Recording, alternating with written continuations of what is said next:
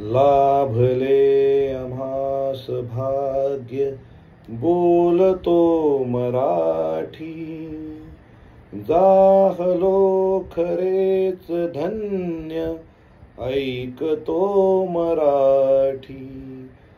धर्म पंथ जात एक जाणतो मराठी. मित्रो, आपणा सर्वांना ठाऊक आहेच, आपल्या मातृभाषेला अभिजात भाषेचा दर्जा मिळालेला आहे. केंद्र सरकारने आजवर तामिळ, संस्कृत, तेलुगू, कन्नड व मल्याळम या 5 भाषांना अभिजात भाषेचा दर्जा दिलेला आहे. ह्या दर्जामुळे त्या भाषेच्या सर्वांगीण विकासासाठी केंद्र सरकारकडून भरीव अनुदान मिळते. भाषेची प्रतिष्ठा वाढते, भाषेच्या श्रेष्ठत्वावर राज्य मान्यतेची मोहर उमटते, भाषेच्या विकास कार्यास अधिक चालना मिळते. मराठीलाही हा अभिजात भाषेचा दर्जा मिळावा ही तमाम मराठी भाषिकांची इच्छा आहे. त्यासाठी राज्य शासनाने दिनांक 10 जानेवारी 2012 रोजी अभिजात मराठी भाषा समितीची स्थापना केली. त्यामुळे विचार करा, 2012 आता चाललंय 2024, जवळजवळ एक तप मराठीला अभिजात भाषेचा दर्जा मिळण्यासाठी वाट पाहावी लागली, तिष्ठत राहावं लागलं. हे खूप चुकीचं आहे. पण असो, आता आनंदाची गोष्ट आहे की मराठीला अभिजात भाषेचा दर्जा मिळालेला आहे.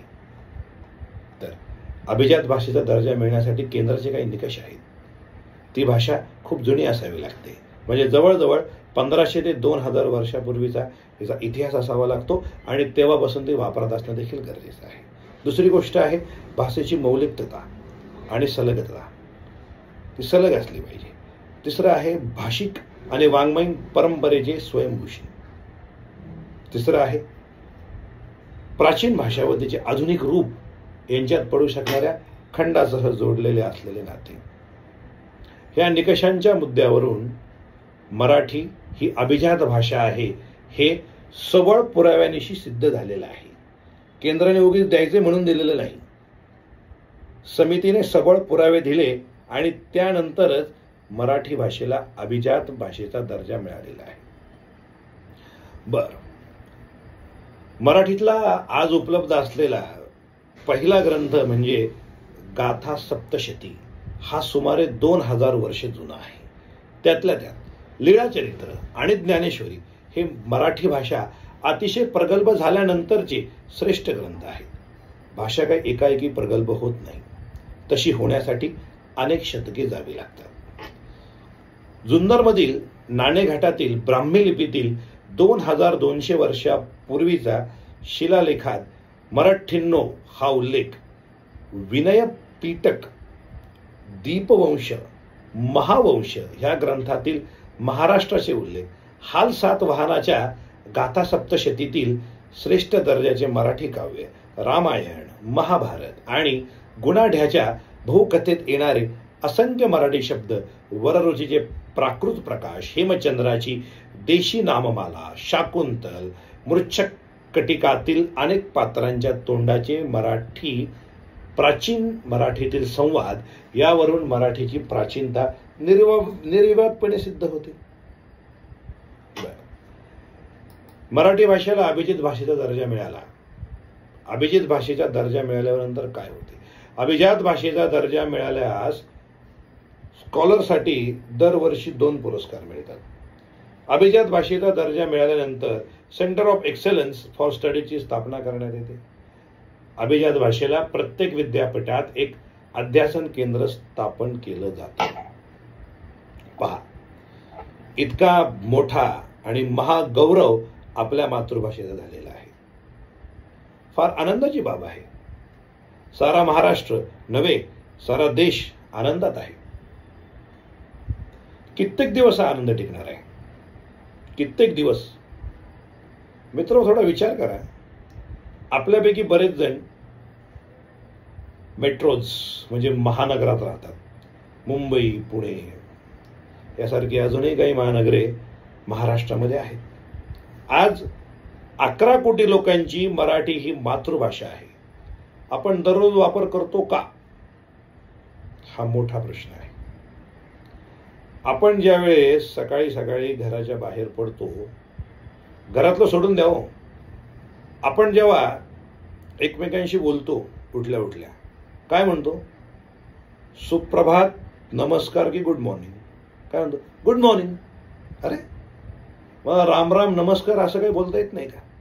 शेवटी कोणी काय बोलावं हा ज्याचा त्याचा वैयक्तिक प्रश्न आहे, कारण घटनेने भाषा स्वातंत्र्य दिलेले आहे. त्यानंतर आपले दैनंदिन व्यवहार मेट्रोमध्ये, म्हणजे मेट्रो सिटीज मुंबईमध्ये बहुतांशी हिंदीतून चालतात. हिंदी किंवा इतर भाषेला मी काही नाव ठेवत नाही, पण मातृभाषा अस्तित्वात असताना हे करायची काय गरज आहे? बरं, मराठी ही आपल्या राज्याची राज्यभाषा आहे, त्यामुळे कारभार मराठीत चालतो. त्याचबरोबर आपल्याकडे दुकानाच्या पाट्या ह्या मराठीत लिहिलेल्या आहेत, अतिशय चांगली बाब आहे. पण आपण मनापासून किती मराठी बोलतो? बहुतेक वेळा असं दिसतं की मराठी बोलणं हे मागासलेल्यापणाचं लक्षण आहे. I want talk in English. English is funny language. English is standard language. Marathi काय? मराठी काय आहे? मला ह्या प्रश्नाचं उत्तर द्या की आपल्याला आपल्या मातृभाषेमध्ये बोलण्याची लाज का वाटते?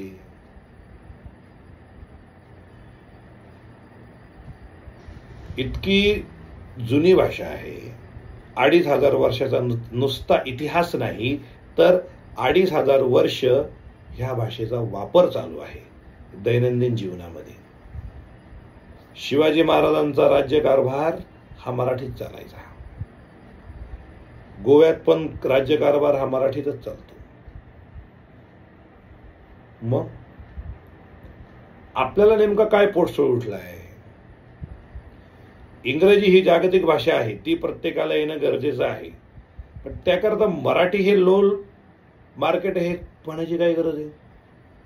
मराठीमध्ये स्टँडर्ड नाही हे म्हणायची काय गरज आहे? मला एक जण सांगा, न पाहता, इंटरनेटची मदत न घेता, पुस्तकाची मदत न घेता, मराठीमध्ये स्वर किती आणि व्यंजने किती? कित्येक जणांना सांगता येतील की नाही या बाबतीत शंका आहे. प्रामाणिकपणे सांगा, कुणाकुणाची मुलं मराठी शाळेत शिकतात? तर काय म्हणे, मराठी शाळेचा दर्जा खालावलेला आहे. असं काही नाही. तुम्ही इंग्रजी शाळांमध्ये जायला लागलात म्हणून इथे दर्जा खालावला. विद्यार्थी नाहीत तर करणार काय? शेवटी शिक्षण कोणी कोणतं घ्यावं हा ज्याचा त्याचा वैयक्तिक प्रश्न आहे, पण मातृभाषेत घेतलेलं शिक्षण हे नेहमीच चांगलं असतं आणि लवकर समजतं. इथे मी काही भाषावाद, प्रांतवाद करायला बसलेलो नाही, पण एवढंच वाटतं की अभिजात भाषेचा दर्जा मिळालाय, खूप आनंदाची गोष्ट आहे. आनंद हा साजरा केलाच पाहिजे, पण स्वतःच्या मनाला थोडंसं वाटू द्या की खरंच मी माझ्या मातृभाषेचा अभिमान बाळगतो का आणि मी तिचा दैनंदिन जीवनामध्ये वापर करतो का, याची प्रश्न आहे आणि याची उत्तरं ही तुम्हाला शोधायची आहे. आज अभिजात दर्जा भाषेला मिळालाय, उद्या असं नको वाटायला की मराठी वाचवा.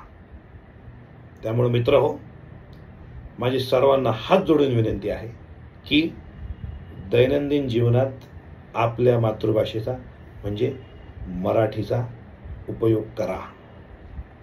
धन्यवाद.